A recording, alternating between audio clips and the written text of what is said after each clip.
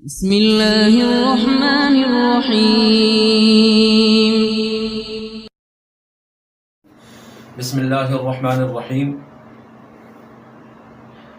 اس video میں آپ کے سامنے یہ بیان کرنا ہے کہ طواف میں 7 چیزیں واجب ہیں۔ نمبر 1 طہارت، کہ آپ بے وضو طواف نہیں کریں گے، اور اگر غسل کی حاجت ہے تو غسل بھی لازمی کرنا ہے، کہ ناپاکی کی حالت میں بھی طواف نہیں کر سکتے۔ نمبر 2 ستر عورت، یعنی جسم کا وہ حصہ جس کو چھپانا ضروری ہے، جس کا پردہ فرض ہے، اس کا ستر کرنا، اور وہ ناف سے لے کے گھٹنوں تک ہے، اور گھٹنے بھی اس میں شامل ہیں۔ یہ دوسری چیز ہو گئی۔ تیسرے نمبر پہ طواف کی ابتدا اس طریقے سے کرنا دائیں جانب سے کہ کعبہ آپ کے بائیں طرف ہو۔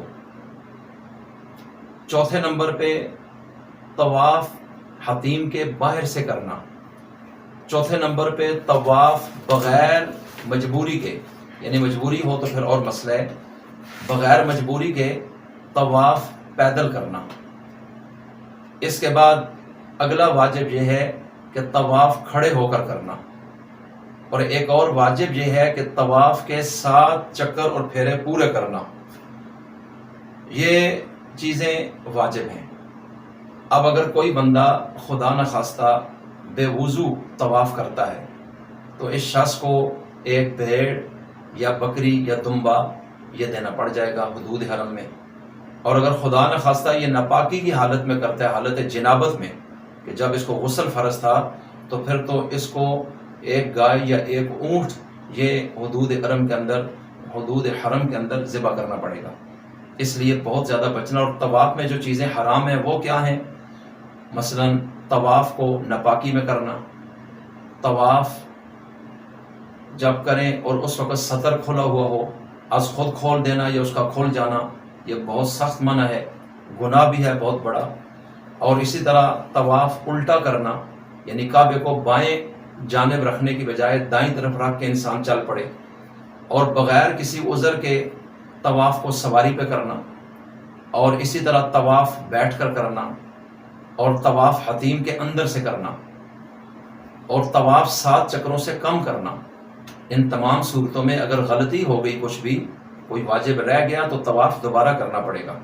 اور اگر اس نے اعادہ نہیں کیا تو پھر یاد رکھیں کہ اس صورت میں اس کو دم دینا پڑے گا، یعنی جرمانہ ادا کرنا پڑے گا۔ جتنا بڑا جرم ہے اتنا بڑا جرمانہ ہے، جتنا چھوٹا جرم ہے اتنا کم جرمانہ ہوگا۔ اور یہ جنایات کہلاتی ہیں، یعنی حج یا عمرے میں جو غلطیاں انسان کر بیٹھتا ہے ان کو جنایات کہا جاتا ہے، یعنی ایسی غلطیاں ہیں جو حالت احرام میں حج اور عمرے میں آپ نے کی ہیں۔ اور پھر کچھ غلطیاں تو ایسی ہیں کہ جو ہو جائیں تو حج فاسد ہو جاتا ہے یا عمرہ ختم ہو جاتا ہے، دوبارہ کرنا پڑتا ہے، اس کی قضا ضروری ہو جاتی ہے۔ اور کچھ ایسی ہیں کہ جو غلطیاں ہو جائیں، جس طرح نماز میں واجب اگر رہ جائے تو انسان سجدہ سہو کر لیتا ہے، اور اگر جان بوجھ کے اس کو چھوڑا جائے تو انسان بہت گنہگار بھی ہو جاتا ہے۔ اور اگر فرض بھول کے بھی رہ جائے، ایسی صورت میں تو پھر چونکہ وہ رکن اس کا ایسا بنیادی رکن رہ گیا کہ اب نماز کا وجود ہی ختم ہو جاتا ہے، نئے سرے سے پڑھنی پڑتی ہے۔ اسی طرح حج کے اندر، عمرے کے اندر بھی کچھ چیزیں فرض میں ہیں، مثلا احرام ہے، اس کے بغیر تو ہوتے ہی نہیں ہے عمرہ۔ اسی طرح طواف ہے کہ طواف ہی نہ ہو تو عمرہ کیسے ہوگا۔ سعی صفا اور مروہ کی جو میں نے ذکر کیا تھا وہ واجب ہے۔ اور اسی طرح حلق یا قصر، حلق مرد کے لیے اور قصر عورت ہی کے لیے ہے۔ عورت کے لیے حلق حرام ہے، یعنی بالکل بال منڈا دینا، اور مرد کے لیے دونوں صورتیں جائز ہیں۔ تو یہ واجب چیزیں ہیں۔ اور حج کے اندر 3 فرض ہیں اور 7 واجب ہیں۔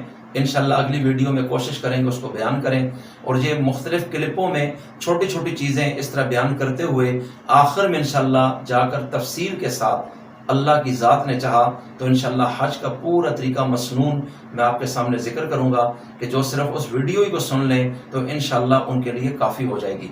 اور میں نے ایک ذکر کیا تھا پچھلی سے پچھلی ویڈیو میں غالباً، جس میں کہ آپ جب طواف کر لیں اس کے بعد 2 رکعت نفل مقام ابراہیم پر جو واجب ہیں طواف کے وہ ادا کریں، اور اس کے بعد حجر اسود اور خانہ کعبہ کا جو دروازہ ہے، اس کے درمیان جو جگہ ہے، اس پہ دعا قبول ہوتی ہے، اسے کہا جاتا ہے ملتزم. اور جو شخص وہاں آ کر کھڑا ہوتا ہے اور لپٹتا ہے اس کو ملتزم کہا جاتا ہے. میں نے غالباً اس ویڈیو میں ملتزم کا لفظ بول دیا تھا اس مقام کے لیے، تو یہ لفظ یاد رکھیے، ملتزم ایسی جگہ جس سے لپٹا جائے.